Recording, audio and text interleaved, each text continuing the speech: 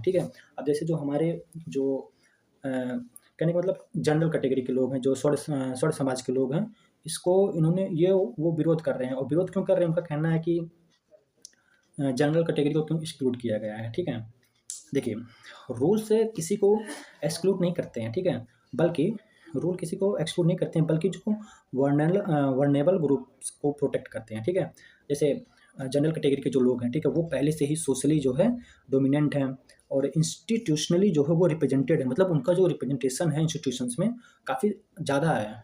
जैसे अगर देखेंगे किसी भी यूनिवर्सिटी लगभग 85% जो यूनिवर्सिटीज़ हैं हमारे पूरे इंडिया में, उसके जो वीसी हैं या फिर जो प्रमुख हैं इंस्टीट्यूशन के, वो सब स्वर्ण या फिर जनरल कैटेगरी से ही बिलॉन्ग करते हैं और ये जो है हिस्टोरिकली एम्पावर्ड हैं, ठीक है?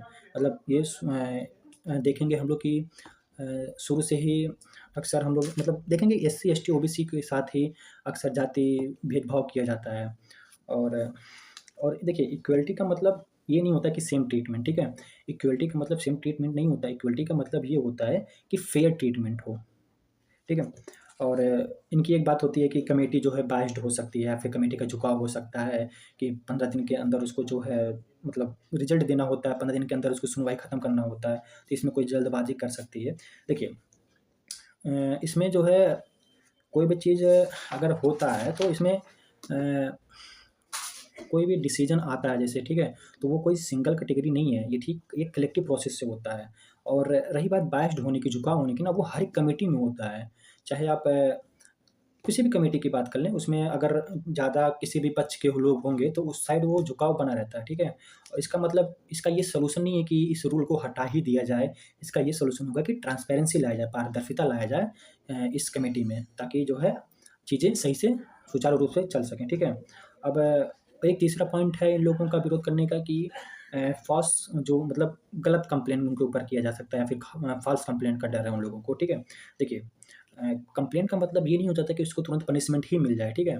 सबसे बड़ी पॉइंट ये है कि कंप्लेंट का मतलब ये नहीं होता कि सीधे ही आपको पनिशमेंट ही कर दिया जाए। इसका एक प्रोसेस होगा, जैसे इन्वेस्टिगेशन होगा, फिर एविडेंस होगा, फिर इसकी सुनवाई होगी जो कि अनिवार्य है हियरिंग उसका मतलब सुनवाई अनिवार्य होगी जो 15 दिन का समय होगा, ठीक है? और एक चीज़ और कि अगर आपको सुनवाई में लगता है कि हमको नहीं सही मिल रहा है, तो आपके पास अपील करने का ऑप्शन है, ठीक है? आप अपील कर सकते हैं लोकपाल के पास, जो आपके 30 दिन के अंदर आपको समय मिलेगा 30 दिन का, आप उस उनके पास जो लोकपाल के पास आप अपील कर सकते हैं।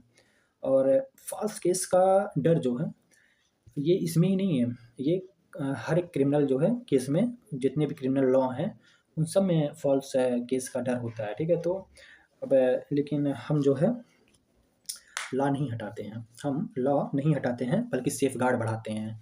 तो अब इसमें होता है कि लोग बोल रहे हैं कि इसका जो इंटेंट है अच्छा है पर इम्पैक्ट जो है सही नहीं है। देखिए हर प्रोग्रेसिव जो लॉ होती है ना, वो मिसयूज़ की संभावना उसमें हमेशा रहती है। चाहे वो दहेज प्रतिषेध अधिनियम हो या फिर घरेलू हिंसा हो। हम आए दिन देखते रहते हैं कि कोई न कोई जो है गलत तरीके से दहेज प्रतिषेध या घरेलू हिंसा में फँसाया जाता है। देखिए मैं आपको एक इसमें बात बताऊँ कि जैसे अगर हमारे हमारे किसी भी उँगली में चोट लग जाती है ना, तो उसका हम इलाज कराते हैं, ठीक है? ना कि जो है उसको उस उँगली को काट दिया जाता है। या फिर ऐसे बोल सकते हैं कि अगर हमारे किसी एक उँगली में सड़न पैदा हो जाती है, तो डॉक्टर उसको बोलते हैं कि इसको काटना पड़ेगा, तो हम सिर्फ़ उस उँगली को ही काटेंगे, ना कि जो है पूरे हाथ को काट देंगे या फिर पूरे पंजे को काटेंगे। तो इसी तरह ये भी है ना कि अगर किसी भी लॉ में कोई दिक्कत है या फिर किसी भी रूल में कोई दिक्कत है ना, तो उसमें उस पॉइंट को इम्प्रूव करने की ज़रूरत है, ना कि पूरे लॉ को ही ख़त्म कर दिया जाए, ठीक है? और सुप्रीम कोर्ट का एक सबसे बड़ा एक कथन है, उसमें बताया गया कि मिसयूज़ का डर जो है, कानून हटाने का आधार नहीं बन सकता। मतलब ये कहने का मतलब ये है कि इस कानून का मिसयूज़ हो सकता है, इसलिए इस कानून को हटा दिया जाए। तो ये कोई आधार नहीं है, मिसयूज़ ही आधार नहीं है कि उसको जो है हटाना मतलब रूल को हटा दिया जाए, ये कोई आधार नहीं है मिसयूज़ के आधार पे, ठीक है? अब इसमें फिर एक बात बताई गई है जैसे इक्वालिटी, ठीक है? इक्वालिटी का मतलब ये होता है ना कि सेम रूल फॉर एवरीवन, जैसे आर्टिकल हमारे कॉन्स्टिट्यूशन के आर्टिकल 14 में बताया गया है कि इक्वालिटी बिफोर लॉ मतलब कानून के समक्ष है मतलब सबको इक्वालिटी बिफोर लॉ, इसमें ये बताया गया है। लेकिन उसी कॉन्स्टिट्यूशन में हमें आर्टिकल 15 के क्लॉज़ 4 में बताया गया है, इसमें बताया गया कि स्पेशल प्रोविज़न बताया गया है, अलाउ किया गया है स्पेशल प्रोविज़न को, ठीक है?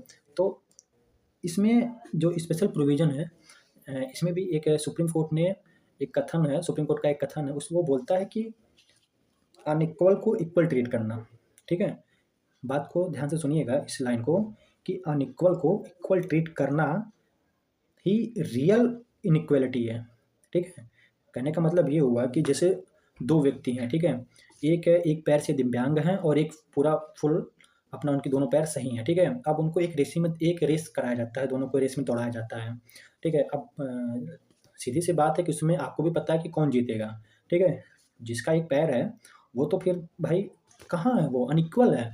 फिर भी उसको तुम एक जो सब सही है, जो पूरा फिज़िकली पूरा सही है, आप उसके साथ रनिंग करा रहे हैं। तो आप बताइए ना वो कहाँ कहाँ बीच में समानता ला रहे हैं? इसमें समानता कहाँ आ रही है बताइए?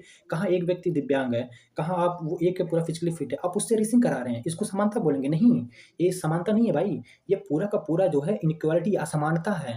यही सुप्रीम कोर्ट का कथन कहता है, ठीक है? और जो एक्स्ट्रा सेफगार्ड है ना, वो हमें कॉन्स्टिट्यूशन जो है मैंडेट करता है, ठीक है? और रही बात इंस्टीट्यूशन मिसयूज़ करेंगे, ठीक है? जितने भी हमारे संस्थाएँ हैं, वो मिसयूज़ करेंगे। देखिए, मिसयूज़ रोकने के लिए मिसयूज़ रोकने के लिए ना अभी हमने पिछले जो यूजीसी का जो गाइडलाइन पढ़ रहे थे, उसमें जो 10वीं पॉइंट थी, उसमें यही बताया गया, निगरानी की बात करा गया है, ठीक है? जिसमें यूजीसी जो है मॉनिटरिंग करेगी, खुद निगरानी करेगी। उसके लिए वो एनुअल रिपोर्ट माँगती है, ठीक है? और नेशनल लेवल पे एक कमिटी जो है बनाई है। तो संस्थाओं की जो गलती है ना, जो संस्था की गलती है वो रूल की गलती नहीं है, ठीक है? अगर इम्प्लीमेंट में फेलियर आ रहा है ना, तो अगर इम्प्लीमेंट में फेलियर आता है तो वो पॉलिसी फेलियर नहीं है, ठीक है? तो इसी प्रकार हम आगे बढ़ेंगे। लोग सबसे बड़ा पॉइंट लोग बोलते हैं ना कि सोशल डिवीज़न बनेगा, ठीक है? देखिए, डिवीज़न तब बनता है ना जब इनजस्टिस को इग्नोर किया जाए, ठीक है? पर अगर इंक्लूज़न हो रहा ना तो इससे ट्रस्ट जो हमारा ना ट्रस्ट का निर्माण होता है, फिर ट्रस्ट बिल्ड होता है, ठीक है? जैसे प्रॉब्लम को नाम देना डिवीज़न नहीं है, मतलब किसी प्रॉब्लम को प्रॉब्लम नाम देना डिवीज़न नहीं है, सॉल्यूशन की शुरुआत होता है वो। तो इसी प्रकार जब हम सबसे अंतिम पॉइंट पे आते हैं, हम अपनी व्यक्त बताना चाहते हैं कि जो यूजीसी का इक्वलिटी रूल है ना, ये प्रॉब्लम क्रिएट नहीं करेंगे, ठीक है? जहाँ तक मुझे लगता है। जहाँ तक इसमें ये बताया गया ना कि जो इक्वलिटी जो है रूल है यूजीसी के, वो प्रॉब्लम नहीं क्रिएट करेंगे, बल्कि प्रॉब्लम को विज़िबल बनाएँगे। विज़िबल मतलब कहने का मतलब ना कि उसको और ही पारदर्शी बनाएँगे कि और रूल से डरना सॉल्यूशन नहीं है, मिसयूज़ को रोकना सॉल्यूशन है। सबसे बड़ी लाइन यही है ना, मैं बता दूँ आपको कि किसी भी रूल को ये रोकना ये कोई मतलब प्रॉब्लम नहीं हो सकता कि जो है किसी रूल से डरना उस ये सॉल्यूशन नहीं या फिर उसको विरोध करना, बल्कि उस मिसयूज़ को रोकना ही सबसे बड़ी सॉल्यूशन होता है, ठीक है? और जो आपको बता दूँ कि जो प्रोटेक्शन देना डिस्क्रिमिनेशन नहीं है, ठीक है? मिसयूज़ का डर हर लॉ में होता है, ठीक है? अब हम लास्ट में आते हैं कि लोग बोल रहे हैं कि जो है अभी एक केस आया था बहुत पहले, हाँ, एससी-एसटी का केस था, अभी कोई एक हमारे विष्णु तिवारी थे, उनको जो है गलत केस में फँसा दिया गया था, ठीक है? तो इसलिए वो बोल रहे हैं कि आगे भी चल के अनफ़ेयर होगा हम लोगों के साथ इसके, इसलिए स्वर्ण समाज के लोग जो है इसका विरोध कर रहे हैं, ठीक है? लेकिन अगर आप सिर्फ़ एक चीज़ को गिना रहे हैं, तो मैं इसमें आपको कई चीज़ें भी बता सकता हूँ कि जो है ना जाने कितने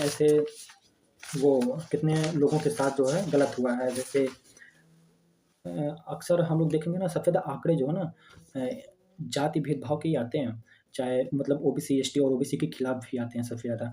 जैसे अगर हम देख लें कि रोहित वेमुला का केस, ठीक है? ये सबसे इसी के बाद से है ना यूजीसी ने गाइडलाइन जारी करना शुरू किया था।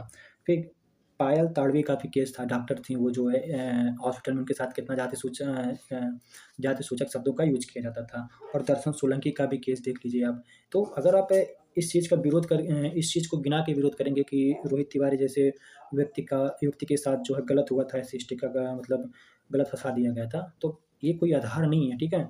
आधार के इस मिस फिर वही बता दूँ ना, वो सुप्रीम कोर्ट का कोटेशन था कि किसी रूल को हटाना आधार नहीं बन सकता है।